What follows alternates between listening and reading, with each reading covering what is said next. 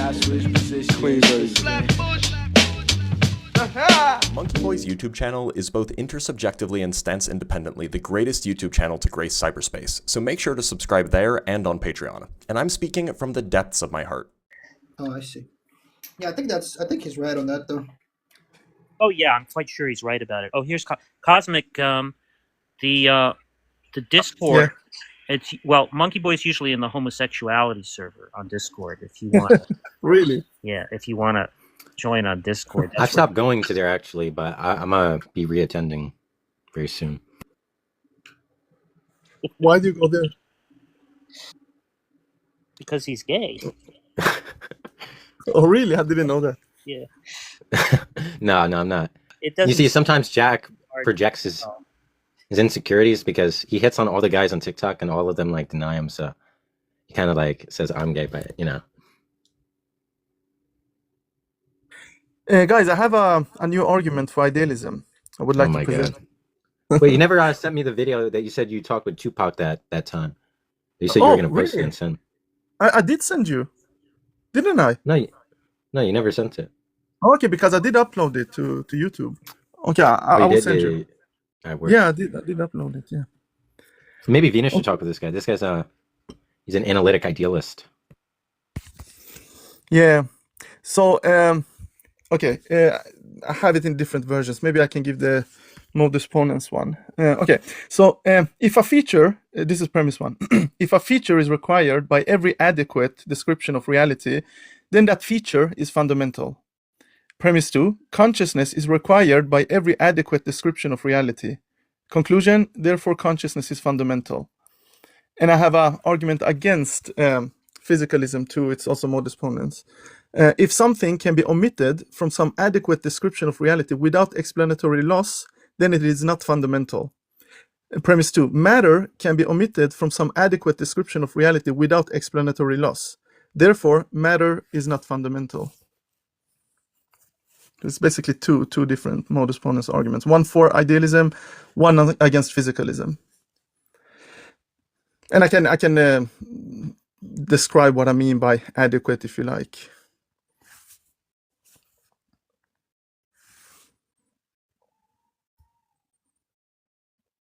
Did you hear the argument?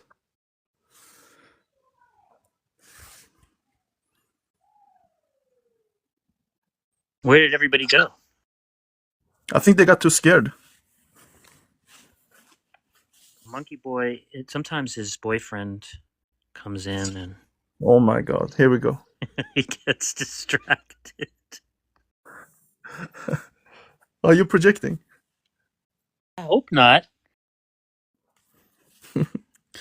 Okay, but someone asked me in the chat about adequate. So by adequate, I mean like three things, okay? It should be like internally coherent. It should be empirically fit. And like it shouldn't leave any promissory gaps. And I can explain what I mean by those things if you like. I mean, I formulated it like 2 days ago. So I haven't tested it out in the real world. So I would like you guys to like critique it and yeah.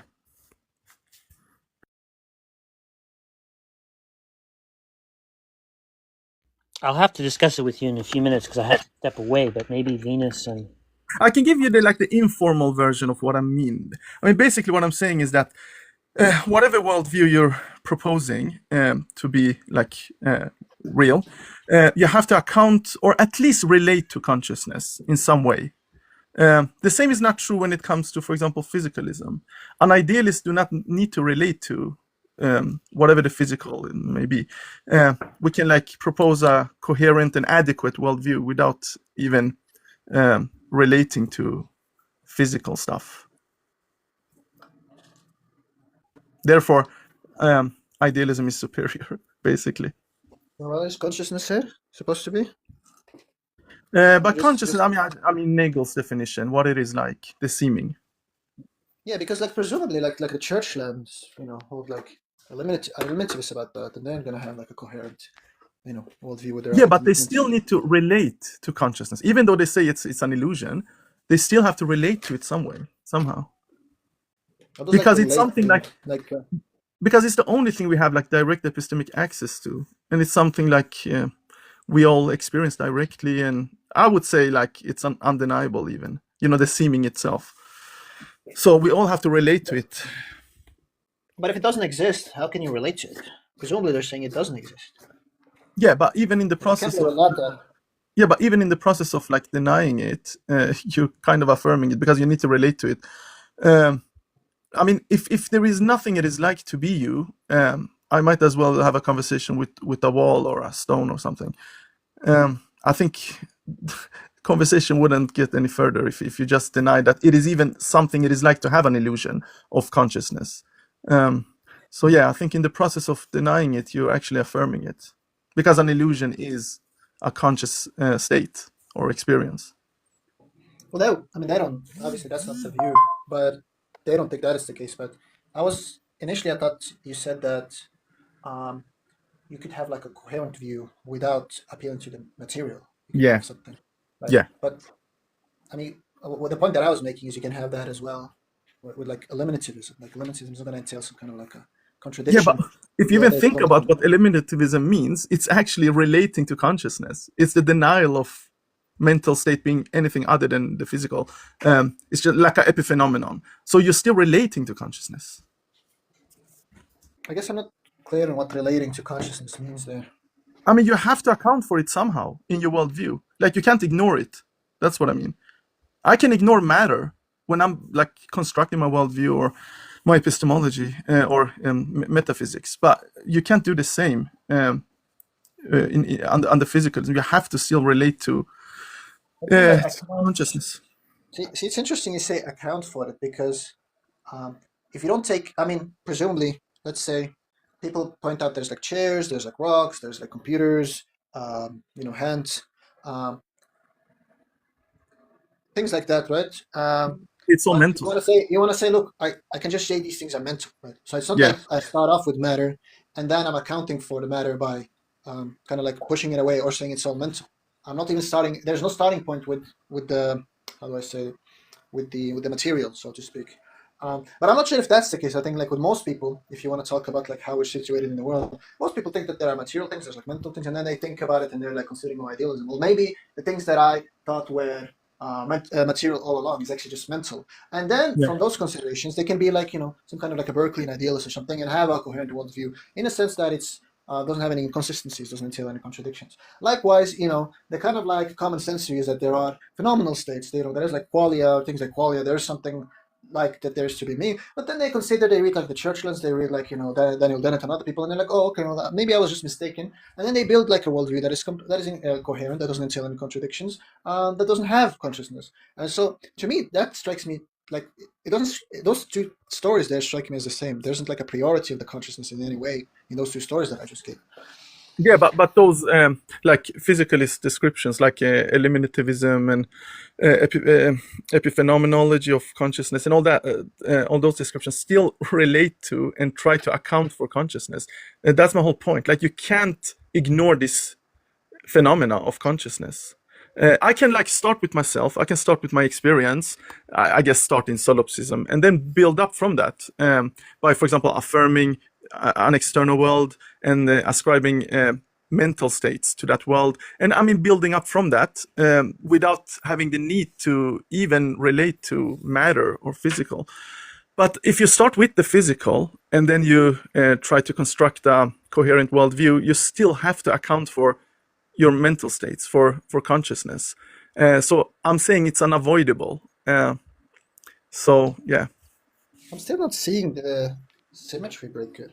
I mean, if I start with like a physicalist eliminativist view, then there is nothing that I have to account for. Likewise, if I still with like the idealist, for your mental state. Like the point is when you're saying I can start off with like a solipsist position, you're saying that you're not starting out with like the common sense view where people believe there's matter or material. Rather, you're starting off with like a philosophical position, right? Which is idealist. But if you're allowed to start off with like a technical philosophical position, I don't see why I can't say, well, I'm just going to start out with like a physicalist eliminativist position and then build up from there. But if that's my starting point, then there's nothing conscious that I have to account for. Just like the solipsist doesn't have anything material that they have to account for. Yeah, I mean, by eliminating consciousness, so to say, you're actually relating to it. You're Yeah, but like tackling the question. but by reconsidering, chairs and tables and other things that are commonsensically taken to be material, physical, you are relating to it, right? But Yeah, the but you're point that just I'm making, assuming it's physical. the point that I'm so this is my point, right? My point is, if we're gonna start off with the common sense view, right, the kind of like view that your grandma has, the kind of view that you had prior to, engaging in philosophy, right? Then there is something physical you have to account for, and then there is consciousness to I mean, account for. I But if think you're you, conflating external reality with physical reality. I mean, we all assume that there is an external reality, justifiably. But you're saying that because we assume an external world, we're also assuming that it's physical. And I don't think that's true. I don't think people really know what they mean. I mean, if you press people on it, like, okay, so it's physical. What do you mean by physical? And you keep asking, you will see that they don't really have a clear notion of what physical is. It's just because of the culture that we've grown up in. I mean, if we would grow up in a household in India that ascribes to like Advaita Vedanta tradition, we would still believe in an external world, but not in a physical one, whatever that means. Yeah, but I mean, I don't doubt that, like, you kind of find yourself thrown into a world with, like, a specific folk ethics, folk, psychology, and a folk physics. When I'm saying common sense, I just mean the kind of like common sense in the kind of societies we find ourselves thrown in. But I'm making a stronger claim. I'm not merely saying that there's an external world. I'm saying that in the kind of society we grow up in, the common sense view is that there are material things, not merely there are external things, but there are material things. But there are And physical what do you mean by that? When you say it's material? Now you say the point. Hold on, I just want to address the other thing. Now you say when you ask people, what do you mean by this? I think you're right on that point, but that's just because I think the notion of material is actually like a semantical prior. It's kind of like existence or other things that are like, it's not the kind of things that we have like kind of defined in like more fundamental terms. Rather, I think material is a fundamental term. That's why people can't define it or struggle to define it. The same way they kind of like struggle defining existence and time and other fundamental notions.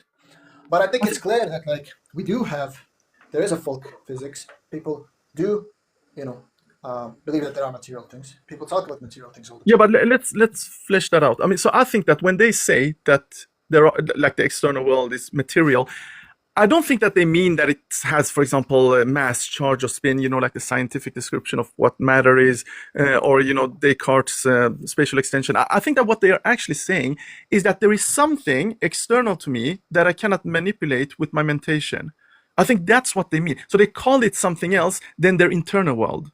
And you are taking that word and saying that they actually mean non-mental, like they mean that it's of a substance that's different from their own mentation. I don't think that's what they're saying. They're just saying they don't have access to that, whatever it is, with their own consciousness.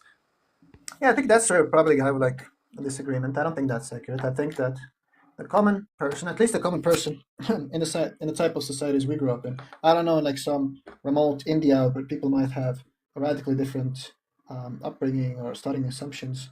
I would look like that. I'm open to the view that that might even be true for like consciousness or qualia. But just another point. I don't want to make this like armchair speculations about. Yeah, but I mean, think about it. Humans have been living as hunter-gatherers for like 300,000 years. I don't want to get into all that. Like they were probably animist, right? They believed everything was spirited. Yeah, but I'm not talking about like actual history. I'm saying what possible societies that could be set up. What people's like folk psychology and folk physics would look like. The point that I'm saying is, it appears to me that in the kind of societies that we live in, people do have a notion of material. They're not just talking about externality. That if you went to and you ask your grandma, is the chair and the table and the rock, different from your thoughts, your beliefs, your feelings, your experiences, she would say yes. They take them to be like of some different kind. Now that might be false. I'm just talking about like the folk notions, folk psychology, folk physics, what like the average Joe believes. And I'm saying if you and what I'm saying is, I think if you start from those views, you have something material to account for, just like you have something qualitative to account for. And I think both views that are like on par. But then I think if you say, well, imagine if I start off with like the solipsistic view, I think what you're already starting off with like idealism. And so obviously if you're starting off with a form of idealism, there is nothing physical or material to account for.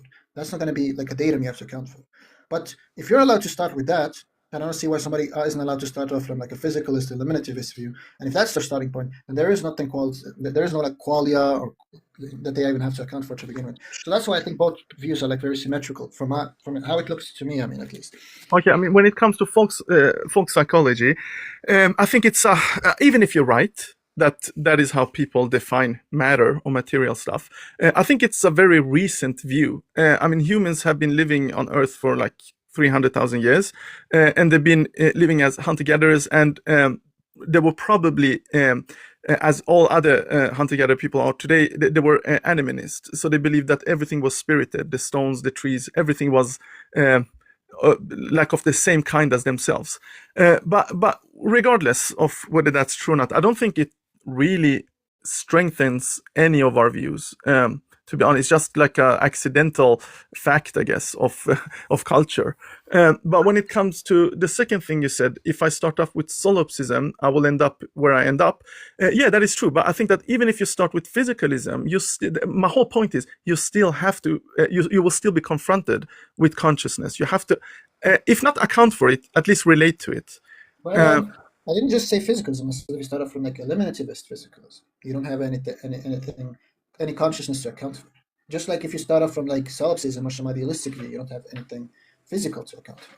I mean, read any eliminativist book, like 90% of it is about consciousness and how to eliminate that's like irrelevant. Like presumably read like any panpsychist book or anything, they're gonna like be addressing, things like matter or things like other. That's not the point that I'm making. The point that we're making is not like when people, because relate there, remember, so we don't equivocate on the word relate. Relate there means something like account for, provide an explanation of, not that when you're writing a philosophy book in 2025 and you're dealing with like other views in, like other philosophers, right? What is it that you have to focus on? What is it that you have to try to argue for? I don't doubt that like if somebody like the Churchlands have to argue for their positions, then they have to write a lot about like consciousness, like was Dan Dennett and other people who have like illusionist views and other people like that. What I was saying is relate to in the sense of account for as like an explananda, as like a datum that you have to explain. That's going to be if you believe it exists.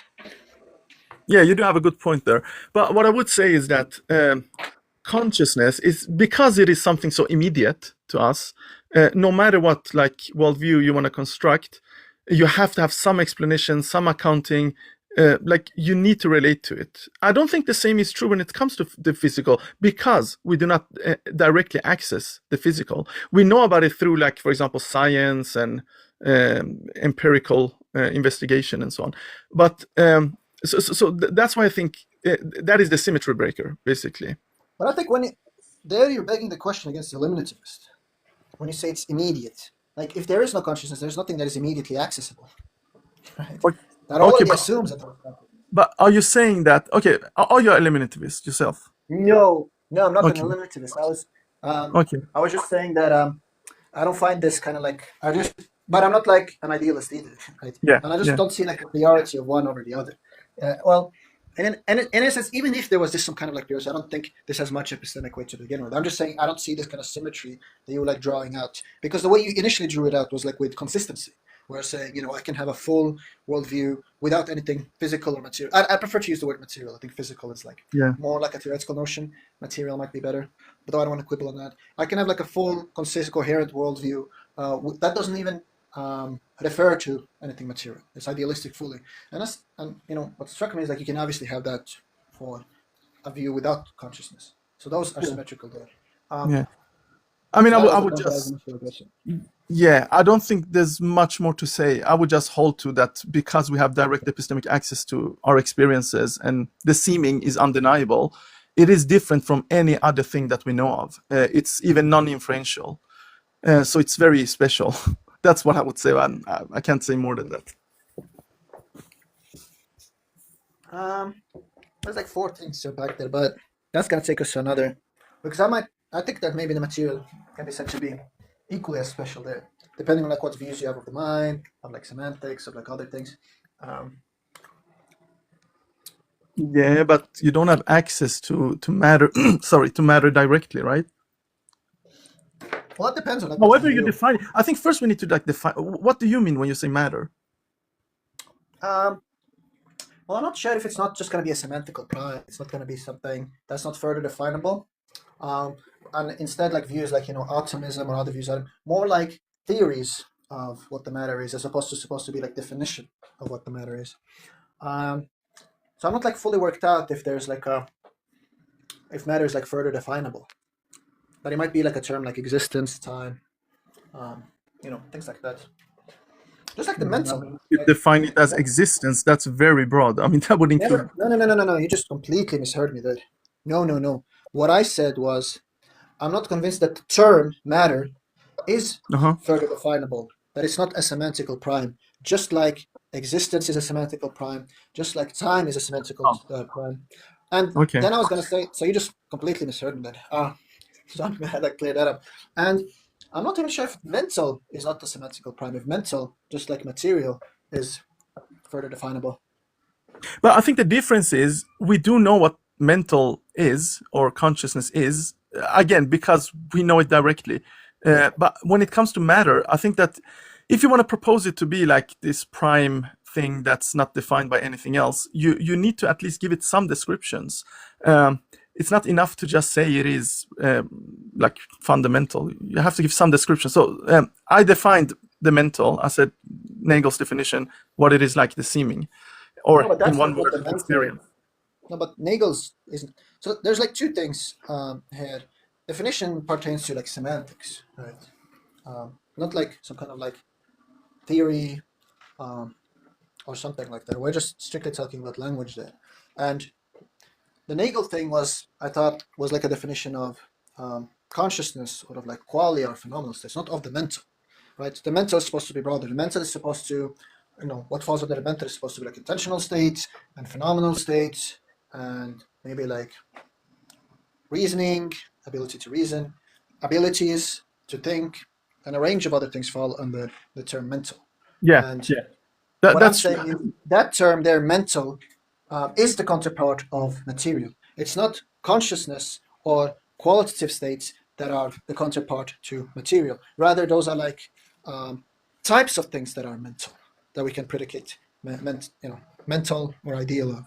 And I'm saying that ideal or mental, just like material, seems to me to be a term that is not further definable.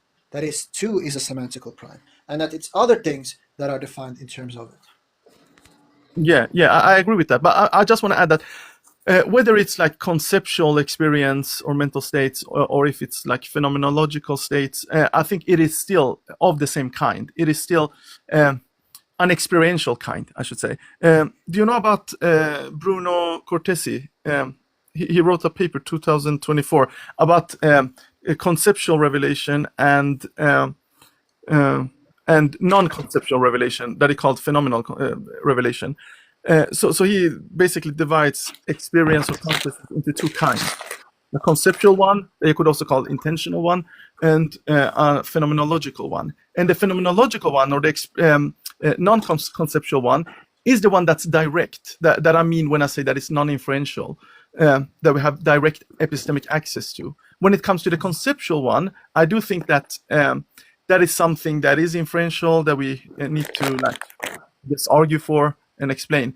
But the phenomenological one, I think, is primary, because I think that even the conceptual experiences start with the phenomenology, with experience, and then when we try to linguistically explain our experiences or conceptualize them, then they come under the heading of I guess inferential type of explanations that need to be justified.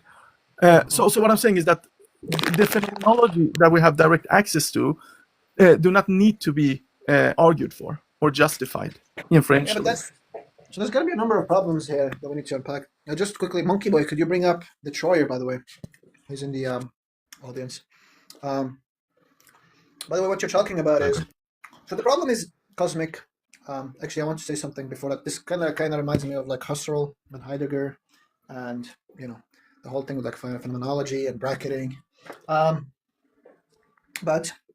the point that I want to say is like the stuff that you're saying there is like very theory dependent. It depends on like having like a set of views that I'm probably going to find contentious. And under the set of views that I have, they're probably not going to be the kind of like asymmetry that you think there is. You might find the views that I hold to be contentious. And so the point that I'm trying to drive with this is there's like other views and other theories about, fill of mind and other, and perception, what kind of theory of perception one has. That should be discussed before we can even have an answer to this, about whether there's like a symmetry or asymmetry. For example, under my view, I think that, well, not under my view, but rather, I don't want to commit myself, at least not in this conversation, to any particular view. Not to say that I do have like a strong view on this. I might favor views, but nothing too strong that I would like, bet all money on. But if I would say, okay, my mental states, my beliefs, that I believe it's raining outside. I don't infer that I believe it's raining outside. I have access to it, either through like introspection or something. I don't infer that I believe that it's raining. I, perceive sort of directly that I believe that it's raining. But I would say likewise, I perceive that there's a chair. I perceive that there are rocks. It's not like I infer that there's a chair in front of me. I just directly perceive it. No, but a chair is a concept. Sorry? A chair is a concept, right? Without having a concept of a chair, you will not see a chair. Like an infant will not see a chair because they haven't built the concept of a chair. Well, I'm not sure I get the point there. Presumably you want to say that you directly perceive your phenomenal states, like beliefs and other things. It's not like some experiences are conceptual, others are not. So the chair one is a conceptual experience because without a concept of a chair, you will not see a chair there. The concept of a chair. You would see something, but you wouldn't like identify it conceptually as a chair. So it is inferential. Yeah, but that same thing is gonna be true for like your consciousness. Like that's gonna require like Let me give you a non-inferential example of like tasting peach. The taste of peach. The taste of peach is not inferential. It's not conceptual. That require that's gonna require a concept of taste, a concept of peach, the concept of what it's like to be something. Just like the same thing with like the chair. So I think we need to make a distinction between conceptualizing what you're perceiving and what you're perceiving. What I'm saying is you're perceiving a chair directly. You're not infer. There's not going to be an inference that you're perceiving a chair. You perceive the chair directly. Now, whether or not you can conceptualize of what you're perceiving, that's going to require the concept that the agent has the required concept of like a chair, another concept. Likewise, I'm saying that's also true for like the concept for like the mental state, right? Maybe you can directly access your beliefs, but you can only conceive of them as beliefs and what the content of the beliefs are if you have the right concept. I don't think I see like an asymmetry there either. I would like to say something about when I say that you experience maybe friction sees something that I missed out, but to me, it just strikes me those two cases are like perfectly symmetrical. Yeah, but just to make a quick point, when I say that you experience the taste of peach directly, without any concepts, I mean the actual taste. Yeah, you don't need to have a concept of a peach to experience a taste. So, for example, I could give a peach to an infant, and they can taste it. They will have some experience, but they haven't. But they do not conceptualize that experience into a category called fruit or peach or taste. But they still experience something. Yeah, but if I throw a bowling ball at you, right, you're gonna kind of be perceiving the weight of the ball, regardless whether or not you have the concept of mass. Like, I don't see the difference. Yeah. So that would be non-conceptual. The experience of like the ball hitting me or me catching it, or the weight of something, that is direct and it's non-conceptual. But I could conceptualize it. I could say the mass of this ball is this much, or the weight is this much. Yeah. No, I get that. But my point was that when you perceive things, that's like direct, and that doesn't require any concepts. Now to kind of like make sense of. But to kind of like make sense of what you're viewing, obviously that might be like theory laden, that might require like concepts and so on. Right? But what I was saying is, both like perceiving, material things, presuming that we're not assuming some kind of like idealism, and these like internal states, like intentional states or phenomenal states, both are directly perceived without inferences. There isn't some kind of like inferences that you're making. That's the point that I was making. Yeah, but are you denying what I'm saying, that there are conceptual and non-conceptual experiences? Maybe I don't know. I have to. It sounds like you're agreeing with me, but I'm not sure.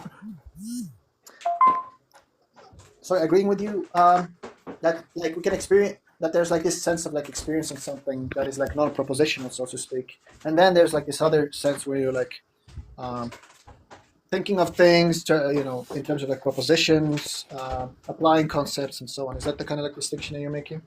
Yeah. So some experiences are non-conceptual, like for example, pain or the taste of something or the smell of something. I mean, an infant or any animal can experience those things without having any concepts of those things.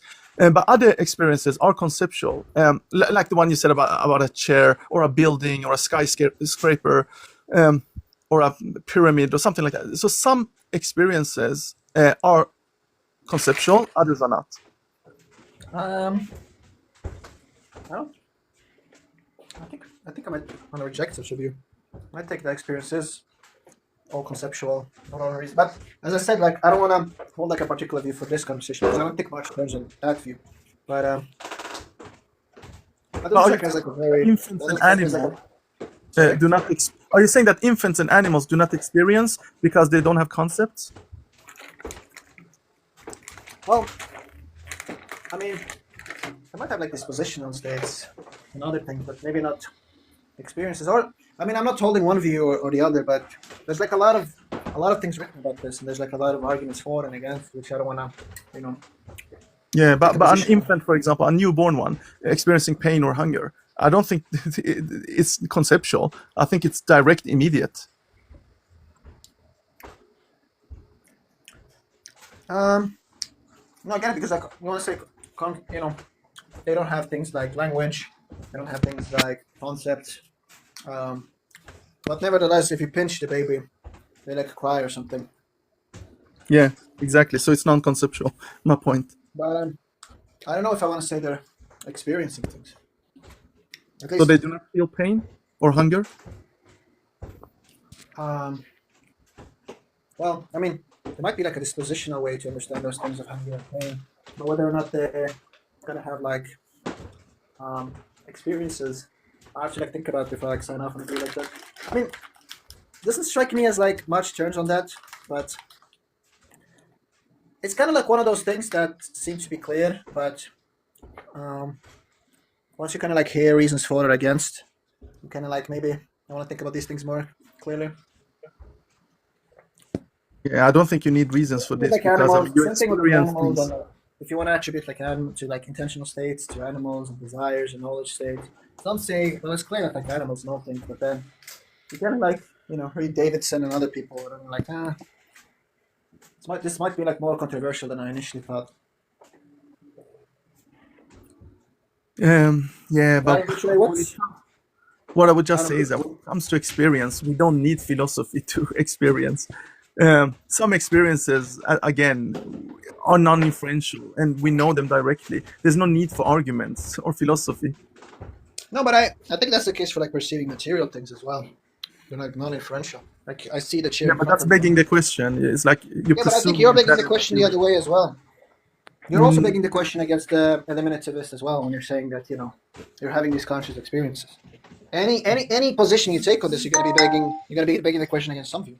Yeah, but I think that's a justified one because if they are actually saying that they do not have any experiences, even illusions aren't experiences, then there's no point to even argue with them because it's like arguing with a rock. No, I don't think that's accurate. But the point that I was making is what's going to be more interesting is to consider those arguments and to be those arguments, not like kind of doing this, fun game of saying, well, you have to start with one or not the other. Because what's going to determine whether you're going to start with one or not the other, whether it's symmetrical or not symmetrical, is whether or not those theories and the arguments for those theories go through. And so what I'm saying is the more interesting debates is on that stuff, not this like thing of like, you can start with one, but you can start with the other, so that in some sense one is like more important than the other. Absence of any philosophy. I don't think that's accurate. No, that's not really what I'm saying. But what I am saying is that no matter what you're starting with, whether it's the physical, eliminativist one, or idealist, panpsychist, it doesn't matter. You have to account for consciousness or relate to it. That's why it is special. Well, I'm saying if eliminativism is true, there is nothing to account for. So when you're saying that there is this thing to account for, you're begging the question against the eliminativists. Yeah, and I'm saying that if they actually hold to that position, then there's no point in argument because they're saying they're not conscious. They are basically saying that they're like stones. It's nothing it is like to be them. They are denying the seeming. Well, I mean, What it sounds like you're saying now is you don't want to have a discussion with somebody who holds that view. But I was making the point that when you're saying that, you're begging the question against that view, which is true. You are begging the question against the view. But remember when I said, but the reason why I brought up that you're begging the question against that view is because when I said that, even things that I perceive outwardly are non-inferential. Like when I perceive the chair, which is material, that is non-inferential. And then he said, yeah, but when you say that you're begging a question against the idealism. No, to that I said it is inferential. I said a chair is conceptual. You need to have a concept of a chair to perceive a chair. No, that's just false. Okay, so do you think that an elephant sees a chair? An elephant sees something there, but does it see a chair? Of course, trivially. I mean, just think of the following sort of example. It's trivial. Suppose I never heard of what like a wombat is. Right, I have no concept of it. But for some reason, one walks in front of me, and I see it. Right?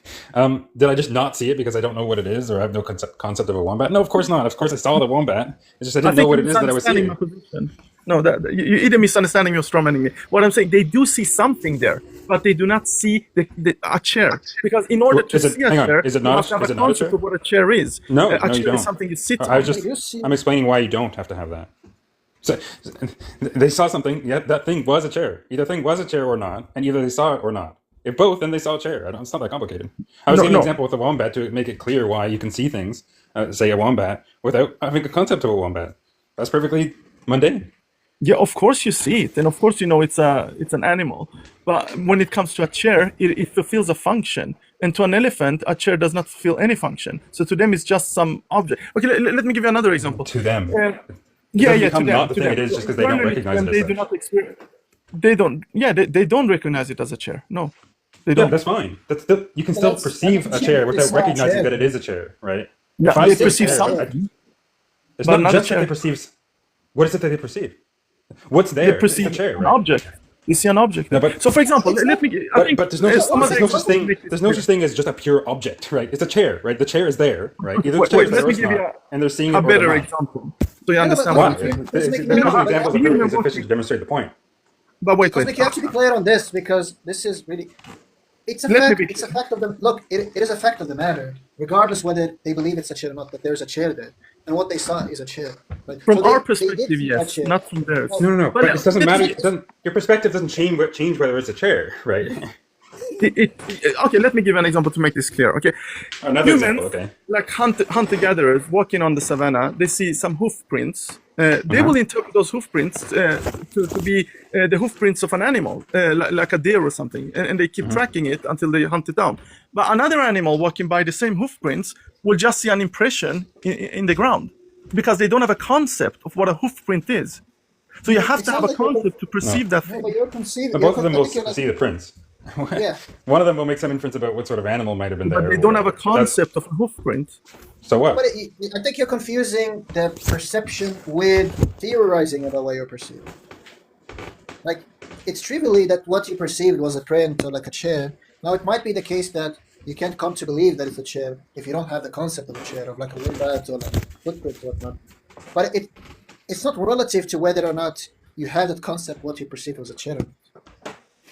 I would just disagree. I think that someone, if they do not have a concept of a chair that fulfills a particular function, they will see something there, but not a chair. An infant will not see a chair. They will see some object there, but not because a chair is a concept. Well, no, a chair is an object. They will just. I think you're confusing the concept of a chair with a chair. Right. And either they saw that function. Yeah, and either they saw that object or they did not. If they didn't see it, maybe they would close their eyes or they're looking at something else. No one is denying that they see an object. I'm not. That's not what I said. I said either they see the chair or they don't. Right? Yeah, I would say they see an object but not a chair. You're saying they actually see a chair. But if they're not seeing the chair, then it's either because they're not looking at it. This is a chair. Or they're blind. Look, this is a chair that is in front of me now, right? If I put an infant in front of it, will it cease to be a chair? Sorry, can you repeat that? I have a chair right here in front of me. Now, if I put an infant in front of me and the infant is looking at the chair, will it cease to be a chair if the infant doesn't have the concept of a chair? No, not cease to. The material object will be there, but the infant. What's that material object? Let me finish. Because the infant does not have a concept of a chair, he would just see an object there. Just like when you walk by some stone, you don't see an object; you just see a stone. I'm asking you. Look, it's not going to conceptualize of it when I make inferences of it that it's a chair because it's lacking the concept. That's not what the question is being asked. The question is being asked, what is it seeing? What is the object in the room? Is it They a see an chair? object, What but is it, a because they don't table? have a concept of it, they will just see an object. That's it. Just an object. Just like when you see a random object, if you don't have a concept of that object, you will just see the object. You will not What like, is it? No. But look, identify it with something. they're seeing a chair, but they're not conceptualizing of it as a chair because they lack the concept. But what they're seeing is a chair. Okay. Like What I'm saying is they see something, but they do not identify that thing or connect exactly, that but thing to a that's a different concept. point from what they're seeing. So, guys, Detroyer, what are you saying? Yeah, I mean, I'm going to repeat this again, of course, Jack. The object in the room that they're seeing, that thing is a chair, right? They don't use that language, they don't have the concept to describe it as such, but it's still a chair that they're seeing. And it's the same in all these cases. I would say it is not to them. To us, that because we have a concept of a chair, yes, to us it is a chair, but to that infant, it is not a chair. Because they cannot connect to the infant or to us, in terms of what we're able to recognize, that's fine. But in terms of what they're seeing, we're still seeing the same thing as long as they can lay their eyes upon it, right? It doesn't change or cease to be the thing that it is when they see it. We see the same form, yeah, we do. But Form. I'm saying that the form of a chair, the actual arrangement or whatever. But if you do not have a concept of a chair, you cannot connect that experience to a concept. Yeah, that's fine. That's what I was saying. That's what I was saying to you like 20 minutes ago. What I'm saying. Conceptualize of it, theorize about it, they come to have beliefs about it as a chair. But that's different from what they're seeing. They're seeing a chair. No, I would say they do not see a chair. That's where we're disagreeing. I say they see an object, but they do not see a chair because they don't have a concept of a chair. They just see some object, some random object. They don't The identify object that they're it seeing as is a chair. They do not identify it as something you can sit They on. don't Or identify it as a chair. They still see the chair. Yeah, I think this requires a really extremely idiosyncratic sense of sight, where it's like necessarily conceptually loaded in this way or something like that, which that is totally foreign to me, and I think how just about everyone else sees. Just like, when they see the chair, you don't have to understand where they see it. it's like looking at the stars. If you don't have a concept of Orion, you will not see Orion in the constellation. Yes, you will. You can, of course, you can. No, you will. Orion is. You will. That's a good example. Just see Orion a is- random pattern. No, you don't. Look, Orion is one of those stars, right, in the sky. I don't know which one, but it's possible to look at that one, right? And if you do so, you're looking at Orion. How is that not If obvious? you don't have a concept of Orion, you will not see Orion. You will see just random stars. No, There's you no would see Orion because you would concept. see that star. You would see that light in the sky coming Yes. towards you, right? No one is But- disagreeing on that. Right. So you would see Orion, but you would not understand that you're seeing Orion. You might even have the term or concept Orion in your vocabulary. You don't even know what a star is, right? That's compatible with you seeing Orion. Of course, you see Orion when you see that light in the sky. Okay, what if we wake up tomorrow and everyone have forgotten about Orion? Okay, there's no concept of Orion. Do you think that when we look up, when they look into the sky, they see Orion? It's just got to be a case that nobody knows that they're looking at Orion. yeah, but those are What was concept dependent. I mean, Orion is concept dependent. It doesn't exist in nature. It's just a concept in human minds. Yeah, that's Yeah, Orion is a name given to a particular celestial object. If you're saying that people no longer use that terminology, if I'm now assessing whether they saw Orion, well, I'm still going to use that terminology. If I'm not allowed to use that, then I don't know what sort of conversation we're now having.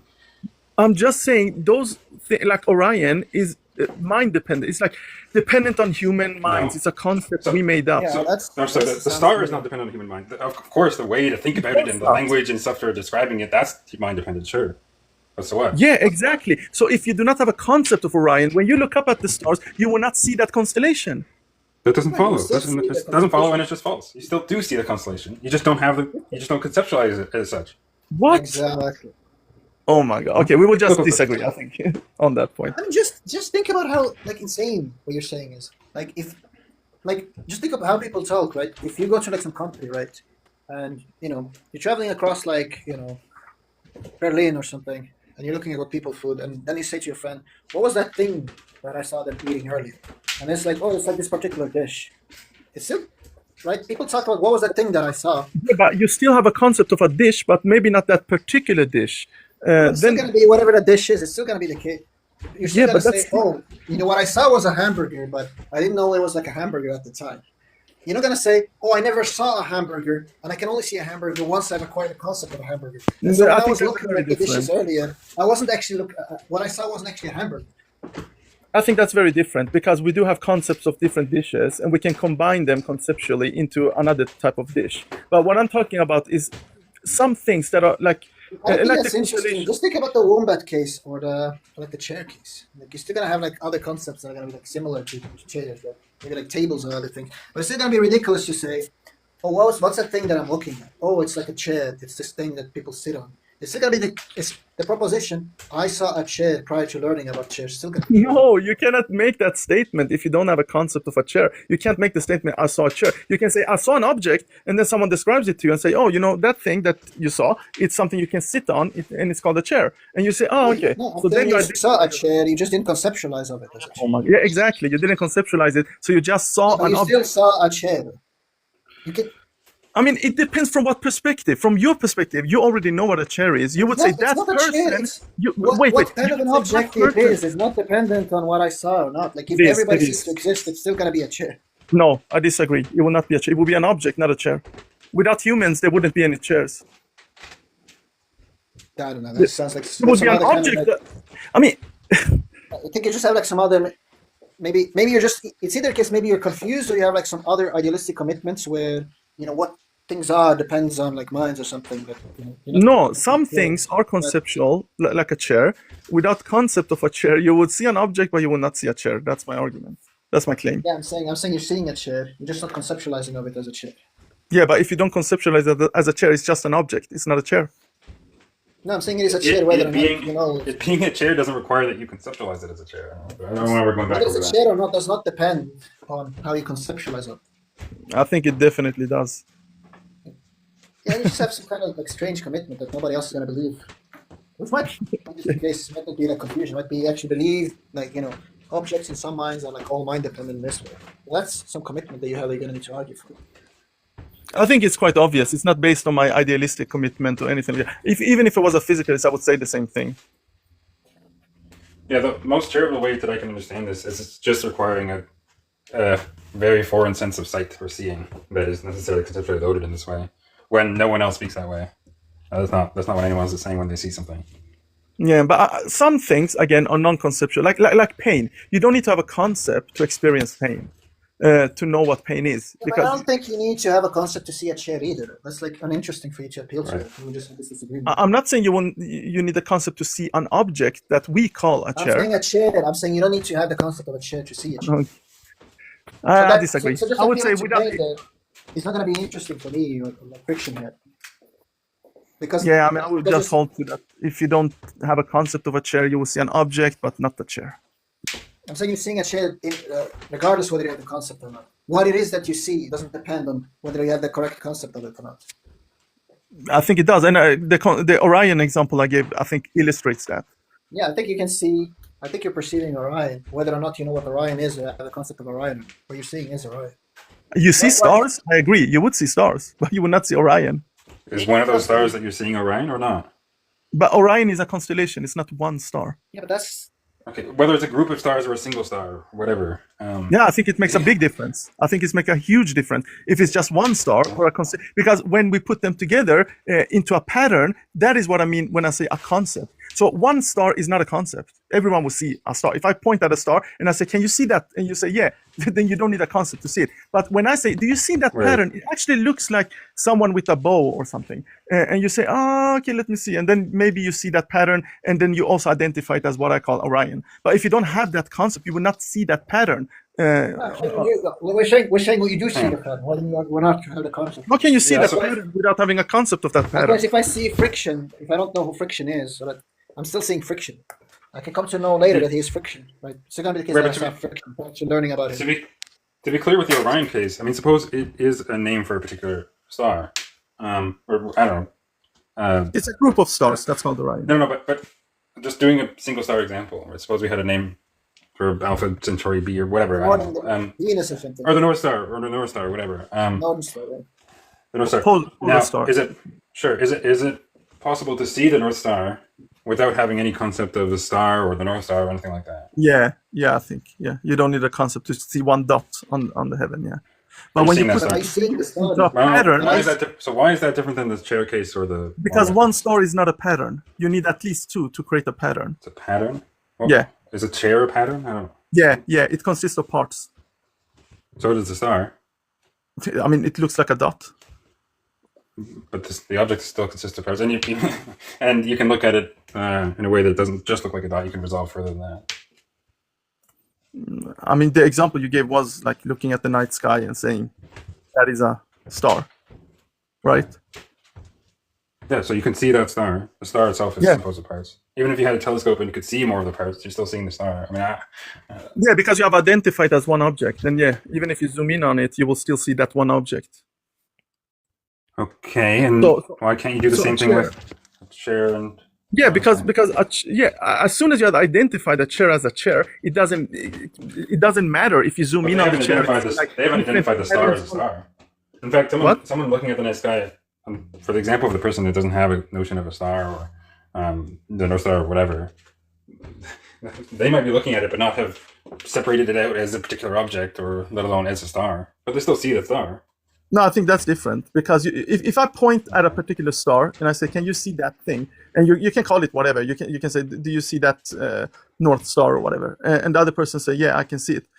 You don't need a concept. I'm assuming a case where they wouldn't know what they're asking. With North Star thing, what are you picking? They wouldn't know what they're picking out. Yeah, I mean, I'm saying you can name it and you don't need to name it, but as long as you're pointing to something and asking someone, "Can you?" because they have similar minds, they will see that thing. Just like with the chair, if I point at a chair and I say, "Do you see that thing?" and a person that doesn't have a concept of a chair will still see that thing. But then I tell them, that thing that you're seeing is actually something that is used for sitting on, and you can move it around and you could put it around tables and stuff, and then they will create a concept of a chair. They will still see the object. Good, right? Okay, it sounds like we're on the same page now. So they do see the chair, and then they might learn what the chair is. When have I ever in this conversation denied that they see an object? No, you denied that they see a chair. Seeing a chair. Yeah, they don't see the concept of the object. Because that object has a function. Well, you said they saw the chair and then they learned what a chair was, but now I guess you meant to say they only saw an object. I said they saw an object and then it was explained to them. A minute ago you said they saw a chair. You used that word explicitly. Okay, then I misspoke. I would say that if I point at something to someone, like someone taken from Amazon, from their tribe, they've never seen a chair, and I point to a chair, an object, okay, and I ask them, "Do you see that object?" And they say yes. And then I tell them about that object, they will start conceptualizing that object. Yeah, that's fine. But it's true also that the object that they saw was a chair, right? Even before they understood. It's not as if when they started to learn how the term chair was used and what sort of things that apply to, that the object they saw transformed from a nebulous object to a formed chair. That's not how it works. That is true. Like the form didn't change, the appearance of it didn't change, but the concept of what that object is used for, like the function of it, did change. Well, what the person recognized about the chair changed, of course, right? They didn't use that term or understand what it's used for or have the sort of conceptual capacities that other people have for thinking and talking about chairs.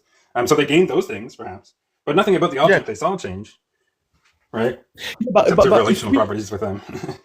Yeah, if we just have a chair without having any concept of what it is used for, then I don't think that word chair can be applied in that case, because when we use the word chair, we are referring to the function of that object.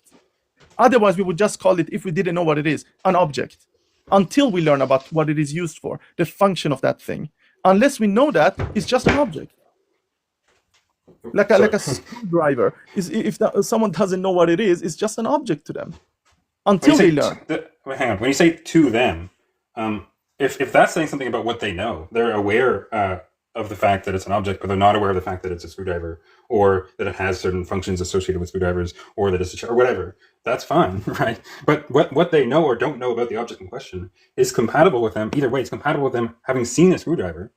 They just don't know what it's used for, or they don't know the term screwdriver or the concept associated with it. It's a huge difference, because otherwise it would just be an object, a random object, if they don't know about the function of that object. If just being a random object is just saying something about what they know, then that's fine. But if you're saying something about the object, then no, it doesn't. The object isn't just a random object. That's not even coherent, right? Because there's no such thing as a mere random object. It is the thing that it is. In this case, a screwdriver or whatever.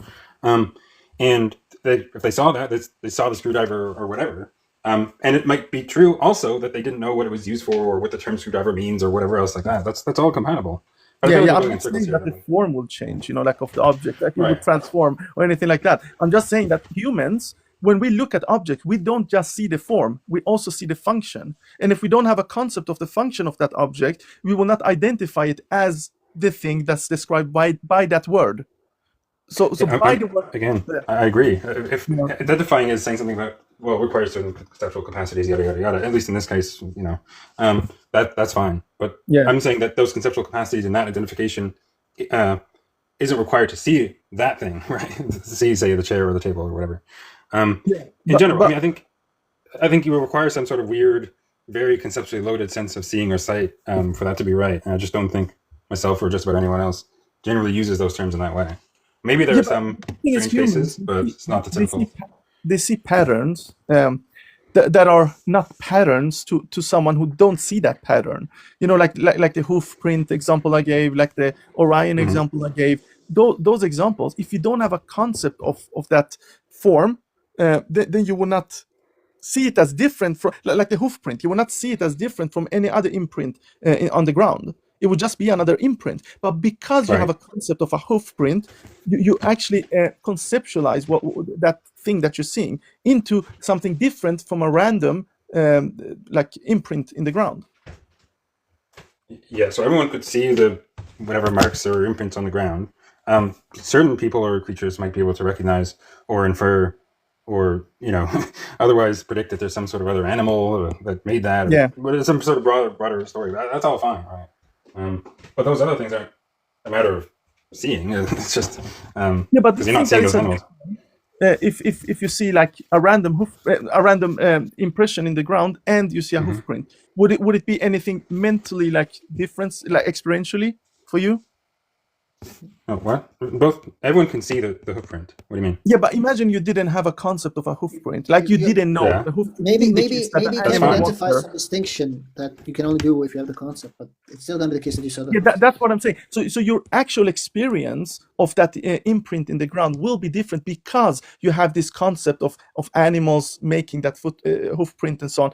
So your experience will actually be different than if you just saw it as a random imprint in the ground. Yeah, so my experience might be different depending on, well, certain aspects of what I know and how I think about it, and yada, yada, yada. But in both cases, I'm still seeing the hoof print. Yeah, but think of the mental experience. So like a hunter-gatherer, living in the savannah and they're hunting animals. To them, a random like impression in the ground and a hoof print will feel experientially very different. Like they will get excited when they see the hoof print because now they can track it. Yeah, because that invokes other sort of thoughts and experiences in them because they recognize that. Yeah, that's fine.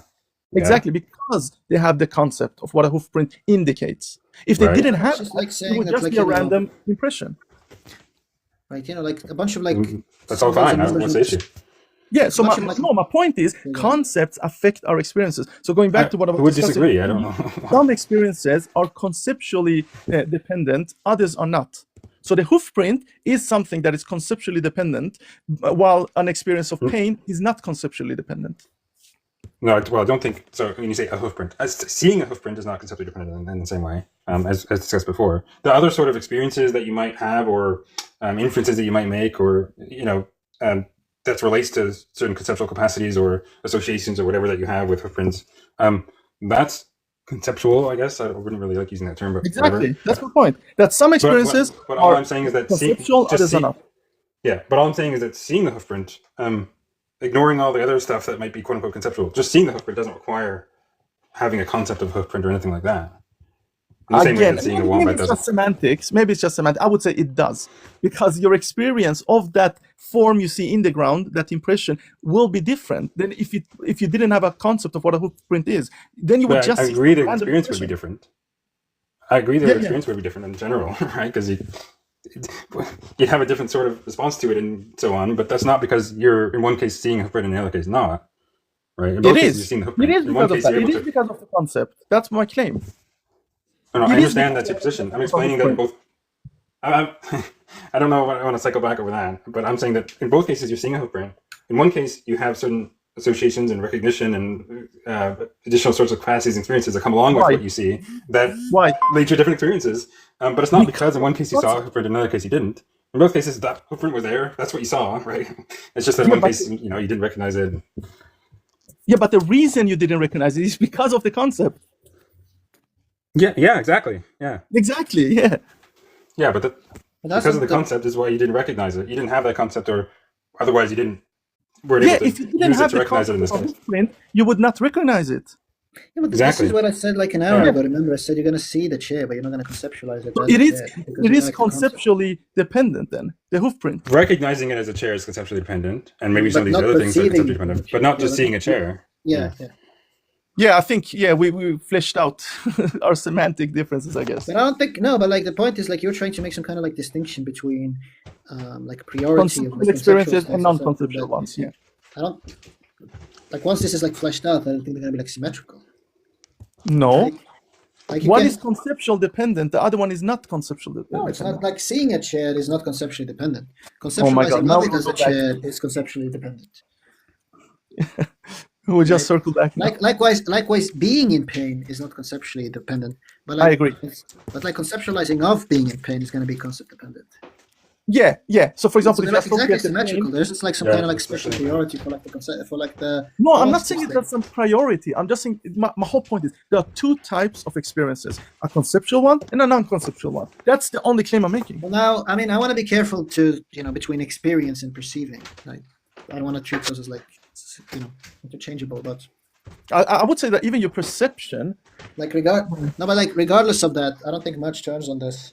So I just want to sometimes, say, sorry, go ahead, Detroyer.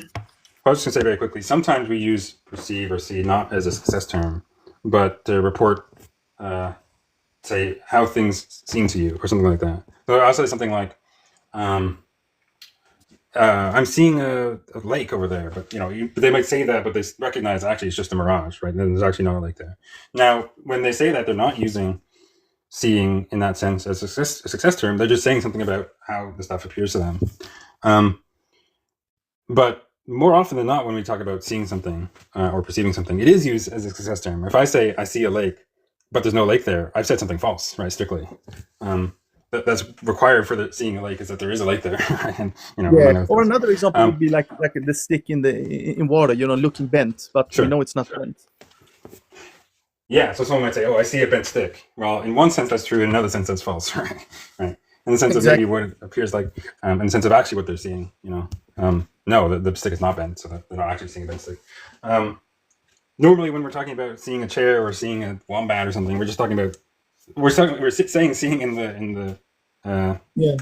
the success term sense, right? That actually has to be that thing there in order to see it. And I don't know, when I think about in the normal sense, if there is such a thing, of these sorts of locutions, when I say I saw a wombat, that's just true so long as there was a wombat there, and I saw it with my eyes.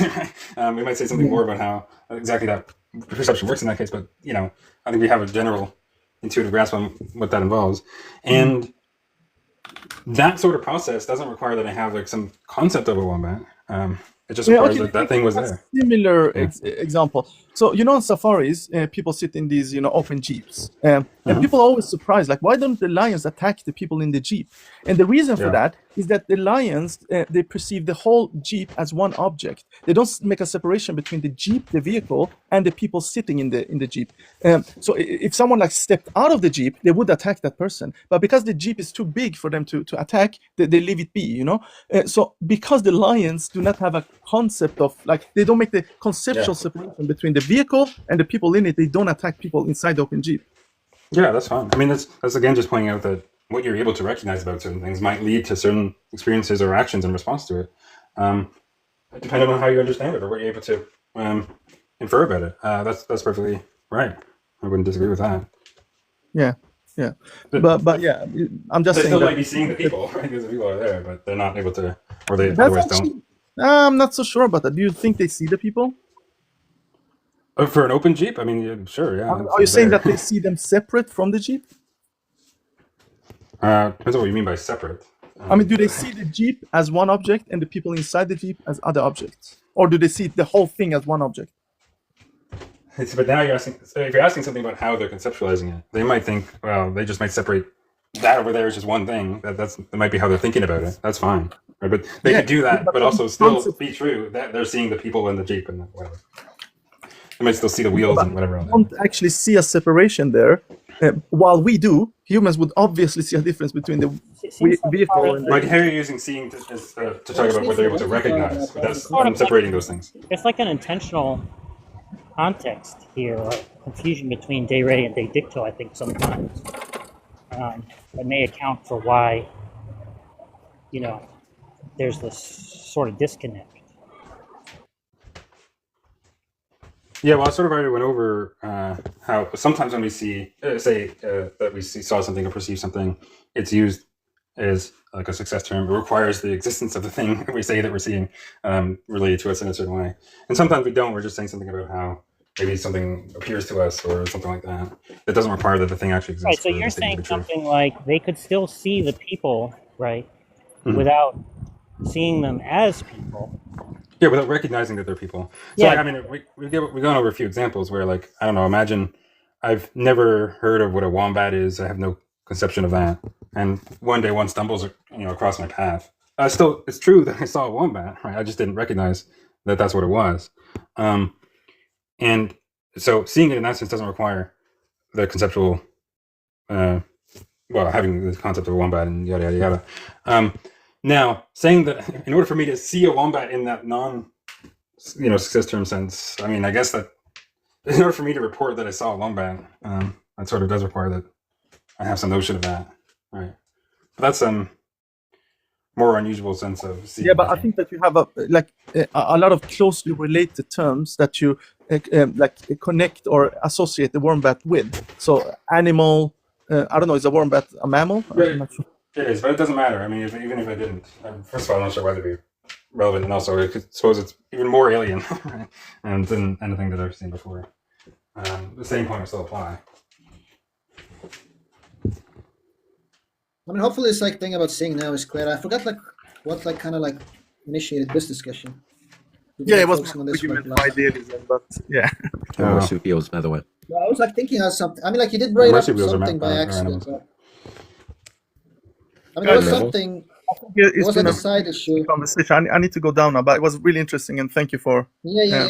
No, I think you had something interesting that you brought up that about infants and animals if they have experience. I mean, Jack, you don't think before I go, I mean, do look into Bruno Cortesi's paper 2024 about conceptual revelation and phenomenal revelation. Okay, take care, guys. All right. All right, have a nice one. Jack, do you think that Jack, you don't think animals and infants have beliefs, right? Yeah. I mean, they have something that looked like beliefs that we use the term beliefs to refer to what they have, but it's like something that's distinct. Do you think that they have qualitative states if they don't have intentional states? Yeah. You think they have qualitative states but not intentional? Yeah.